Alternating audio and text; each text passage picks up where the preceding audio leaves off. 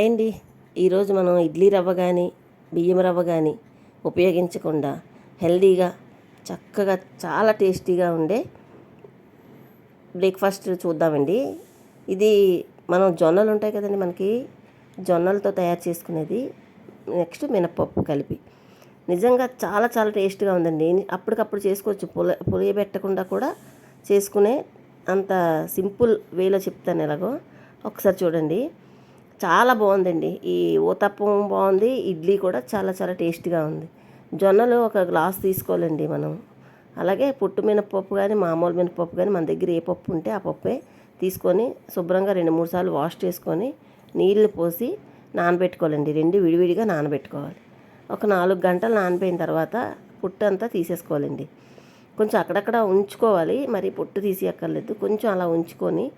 ఇది హెల్తీగా మనకి డైట్ ఫాలో అవుతారు కదండి, వాళ్ళకైనా బాగుంటుంది. లేదంటే డయాబెటీ అంటే షుగర్ పేషెంట్స్ వాళ్ళైనా చక్కగా తినొచ్చండి. ఇప్పుడు ఎక్కువగా రైస్ తినకూడదు అంటున్నారు కదా, అందుకని ఇలా కూడా ఒక్కొక్కసారి నేను ట్రై చేస్తాను. నేను ఇలా కూడా చేసుకుంటానండి. రోజు రైస్ బియ్యం రవ్వ ఇడ్లీ రవ్వ వేసి చేస్తున్నప్పుడు ఒక్కొక్కసారి ఇలా కూడా చేస్తానండి. ఇది చాలా టేస్ట్గా ఉంటుంది. అప్పటికప్పుడు రెడీ చేసుకోవడానికి కూడా చాలా కంఫర్ట్గా ఉంటుంది. పైగా చిన్న మిక్సీ గిన్నెలోనే నేను పప్పు రుబ్బుకుంటానండి, కొద్దిగా ఐస్ వాటర్ వేసి. ఎందుకంటే బాగా గుళ్ళ వస్తుంది అలా రుబ్బితే. పెద్ద మిక్సీలో అయితే హీట్ ఎక్కిపోయి గట్టి వచ్చేస్తుంది రుబ్బు. వెట్ గ్రైండర్లో అయినా వేసుకోవచ్చు, ఎక్కువైతే వెట్ గ్రైండర్లో వేసుకోవాలి.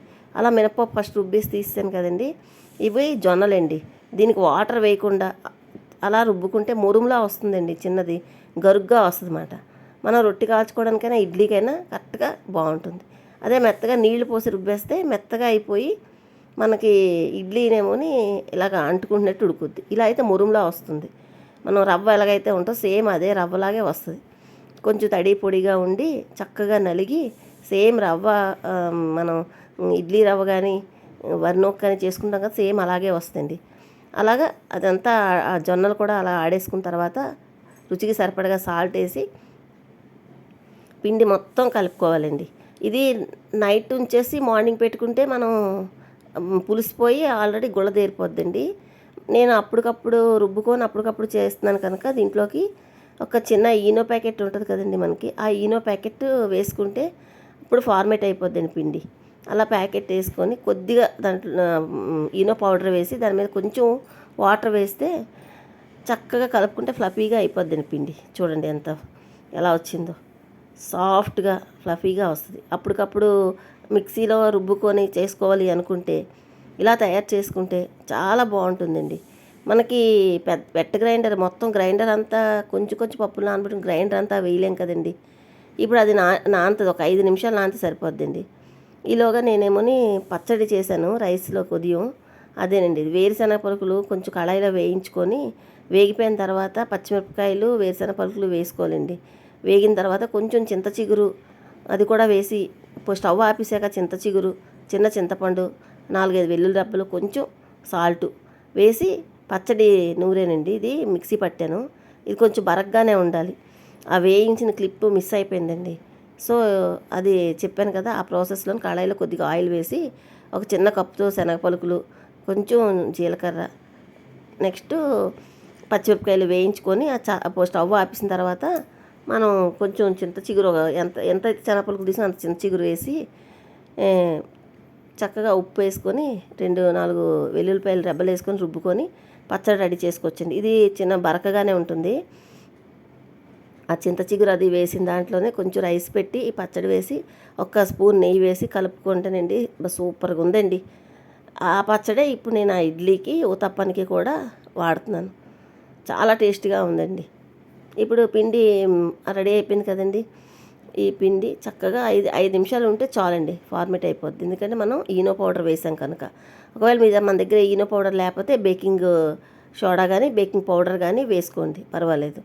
మొత్తం పిండిలోంచి కొంచెం పిండి సెపరేట్ చేసుకొని ఊతప్పం వేసుకున్నానండి. కొంచెం కొత్తిమీర, కొంచెం పచ్చిమిరపకాయ ముక్కలు, ఉల్లిపాయ ముక్కలు, క్యారెట్ ముక్కలు వేసుకొని కొంచెం ఒక 1/2 స్పూన్ జీలకర్ర వేసి మన దగ్గర ఏ వెజిటబుల్స్ ఉంటే అవన్నీ వేసుకొని చక్కగా పిండిని కలుపుకోవాలండి.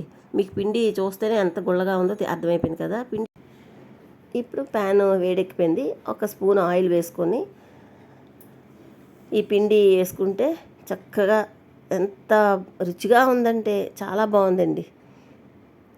చూడండి, అలాగా ఊతప్పం వేసేసుకొని మన దగ్గర ఏ వెజిటబుల్స్ ఉంటే అవన్నీ వేసుకోవచ్చండి, ప్రాబ్లం ఏమీ లేదు. అన్నీ వేసుకోవచ్చు. వేసుకొని మూత పెట్టేసుకుంటే అది ఈలోపు కాలుతుంది. ఈలోపు ఒక ప్లేట్కి ఆయిల్ రాసుకొని ఇడ్లీ కూడా ప్రిపేర్ చేశానండి. ఓకేనండి, అలా ఇడ్లీ కూడా పెట్టుకోవచ్చు. మనం అప్పటికప్పుడే రుబ్బుకొని దాన్ని రాత్రంతా పులియబెట్టే టైం లేకపోయినప్పుడు అప్పటికప్పుడు తయారు చేసుకోవాలంటే అలాగా ఈనో పౌడర్ కానీ బేకింగ్ పౌడర్ కానీ బేకింగ్ సోడా కానీ కొంచెం పిండిలో కలుపుకొని బీట్ చేసుకుంటే మనకి ఫ్లఫీగా వస్తుందండి. ఏ టిఫిన్ చేసుకున్నా బాగుంటుంది. ఇప్పుడు ఊతప్పం ఒక సైడ్ కాలిపోయింది, రెండో సైడ్ టర్న్ చేసుకొని ఒక నిమిషం మూత పెట్టుకుంటే అది కూడా అటుపక్క కూడా కాలిపోద్ది.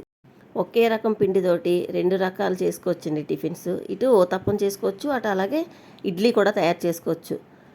చక్కగా చాలా చక్కగా కాలిందండి. అప్పటికప్పుడు తయారు చేసుకున్న చాలా మృదువుగా ఇడ్లీ వచ్చింది. చాలా కరకరలాడుతూ బయటికి కరకరలాడుతూ లోపలంతా స్మూత్గా ఊతప్పం కూడా రెడీ అయిందండి.